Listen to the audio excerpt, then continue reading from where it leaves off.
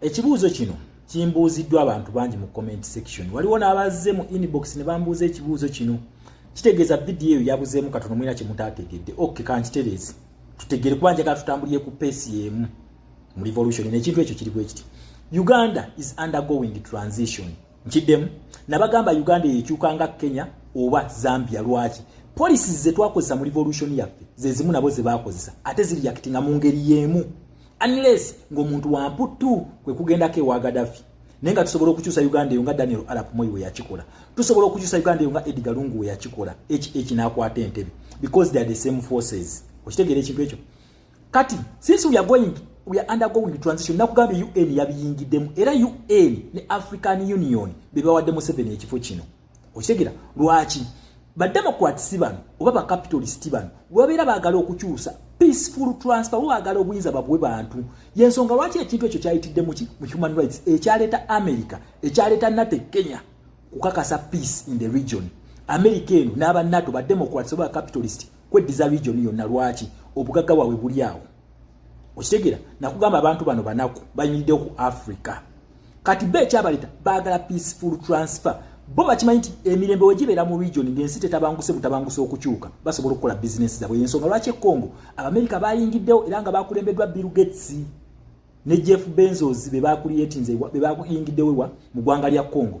Kati bano baagala peaceful transfer in the region. Okitegeera ekintu ekyo kitya? Tunula wano Omumerika akugambye nti abductions ezigenda maaso mu ggwanga lya Kenya ne Tanzania zivaluating human rights which is a threat to their interest in the region. Nakugamba bana ekyabaleta interest zaabwe. Interest ki? Ekyaleeta Omumerika ye gold wa Uganda gwolina. Ye gold gwolina. Gold oyo Museveni agala muteeka mu kabinja ka BRICS. Naye saawa ntasobola muteekayo lwaki? Talina third factor. Yensonga lwaki Museveni oyo munaku gwe newebuuza Museveni waba alina gold oyo lwaki tamutunda n'afuna ssente? Ebyobugagga byonna babiteekako buloko. Ojja bimanya maaso awo wetulaga. Okitegeera ekintu ekyo. Kati ekifo kino then yo Omumerika kyekyamuleeteza interest z'Omumerika kutaasa dola de-dollarization. Then Omungereza ekyamuleetawo decolonization. Ayina ottaasa ettwale lye eri bayita Uganda Commonwealth State okugenda mu mikono gya Russia. Ayina okitaasa. Okitegeera ekintu ekyo ezo interest zaabwe. Then kati Museveni ekyamuweeseza ekifo ekyo nakugambye bakoze akakodyo ka set a thief to catch a thief. Tega omubbi okwata omubbi. Museveni yakulya abduction zino yazikulira. Ruto azanyira ku script ya Museveni.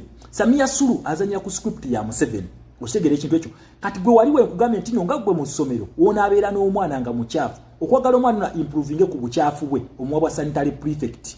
Then omwana ono talina ngeri kijagenda kunenya banne kubakwata bukyafu ate nga naye mukyafu. Kati yaba alina improving obuyonjo bwe. Afuuke muyonjo then akwata abalala asobola bakwata olw'obukyafu kuba ye sanitary prefect. Then number 2 ofuna omwana ow'effujjo mu kirasi n'omuwa kirasi monitor. Kati effujjo lye lyakola tasobola kubeera kirasi monitor ku executinga ekifo kino ate nga naye ayina effujjo. Kati kikyakola ayina okwekanyako ku ffujjo lye. Kati wano mu America akugambye abductions naye ani akulya abductions mu region ye Museveni.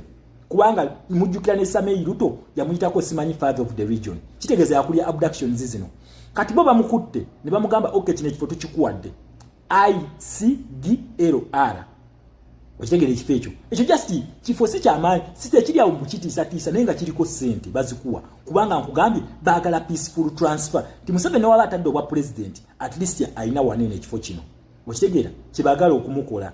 Baleme muleka mu bbanga kubanga nakugambye senga tugwera mu dialogue eza UN tulina ozirespectinga. Size ziri eza nimudi. Ate wano Museveni tabeera na bargaining chip eryawe etiisa. Nakugambye akaluke tugenda mu ka UN. Kakati okumuwa ekifo ekyo baagala peaceful transfer kibakola oba transition. Kati bo bamala okuleetinga beast gye bayita Museveni bajiwa mission zaabwe. Abamerika n'Abangereza nakugambye Museveni Abamerika bano bamuyambako mu nsiko. Era mwaka gwa 1889 mwaka gwa 1988 yasayininga endagaano n'ebigani. Kati endagaano ezo mwalimu okugira okuprotecting interests zaabwe mu region y'ensonga lwaki buli abadde mission y'Omumerika n'Omungereza Museveni yabaddewo. Kati bamuwadde ekifo ekyo kubanga bakimanyi nti obubinja bw'abayekera bonna obutigomya region bubwe. Era ensonga lwaki mission yatandikiddeko ya M23 kuteeka wansi byakulwanyisa.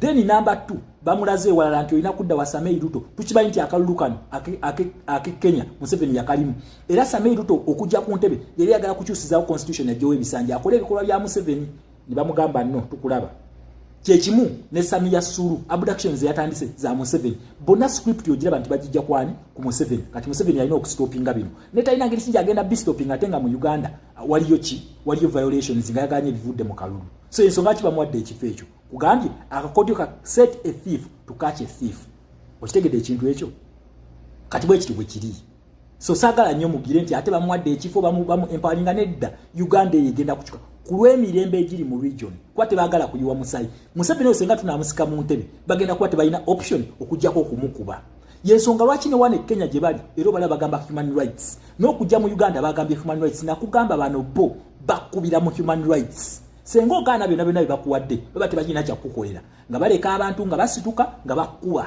baba tebakyakulinako option kati Museveni yalina okulondako oba mirembe oba kumpaka fe tulina kupika kimu protest vote munansi genda kulonda. Then number 2 waliwo teke gye bali mu basiri waliza Museveni we yafulumiza ekifaananyi kya Golodi ono nabagambye Museveni ono ali mu kubala alina akanyebwa kali mu tutega kubanga Amerika bana akimanyi nti Golodi yabaleese kutaasa dola etaasibwa ku gold wa Uganda gwerina Uganda ne Congo fe tutaasa dola kubanga nakugaye tulina trillion eziwere nkaaga isobola okujja dola mu saturation Golodi tumulina kati ono yataddeyo ono gold ng'akatego kyovola media za Africa zonna ziri mu kuba Uganda ezudde gold ono gold bamuzuula dda kati Museveni alina teeke gy'abateekamu mutwe mbu abazungu bano babinyo tubeesigulirako abazungu mwebali mu bintu bya Uganda mwebali okitegera teri asobola bibajja mu lwaki mwebali balina interest ez'okuprotectinga mu region sina mu Uganda mokka okitegera naye ensi key countries okuprotectinga interest zaabwe ye Uganda ne Congo lwaki Uganda ne Congo balina gold omungi asobola okuba dola Uganda kulwa Bungereza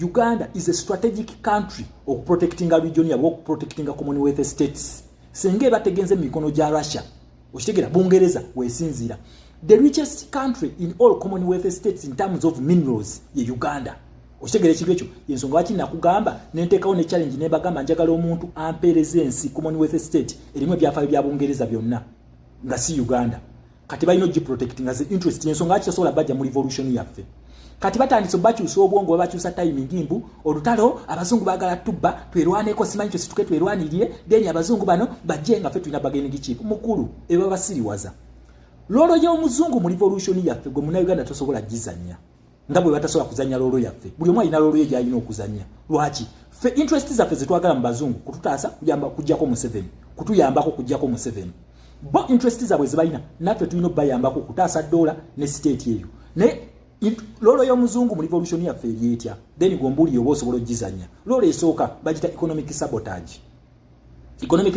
etya kwavuwaza Museveni bakikola batya bamusala funding mulaba ne sente euros ze tugenda okuwola mu parliament bazijja mu bank si IMF na World Bank ebeeranga manerenda ku nsi kati bank eyo manerenda gye tujja sente kati ziri bazisala mu IMF World Bank zonna ne bazisala okitegera ekintu ekyo gwe munna Uganda bakugamba galako edduuka wiiki emu bweti nga tokola ng'owulira kizibu n'oteeka omumwa mu nnyindo banaalyaki tebasome tuli mu fees kati gwe tosobola kuzanya olutalo lwa economic sabotage nga Museveni yakufuula ddabo zedi zenkolawo zendya weetaaga muzungu okusala Museveni obuswa okumuguba muzaagowa okusiba looni okulekerawo funding okugimwanga USAID ez'ebisiyaga omuzungu n'azistopinga wazistopinga Museveni ajja kwagala okuba ebiraka kati agenda kunyigiriza munnansi ono atayagala kusituka amuteekeko emisolo anyiige oyo abeeraawo okitegera ekintu ekyo tosobola gizanya gwe munna Uganda tosobola zanya economic sabotage. Then number 2 twetaaga okuziba amakubo ga Museveni gafunira mu sente zitya ng'amafuta ICAP amafuta tugwa mu OPEC Organization of Petroleum Exporting Countries ekuli w'abazungu Museveni abadde yesunga sente z'amafuta netunga matojja gasima ogwo omuzungu yakikolako okitegera ekintu ekyo si muddugavu kati bino babateekamu mbuno omuzungu simanyi biki twerwaneko lolo y'omuzungu tosobola gizanya.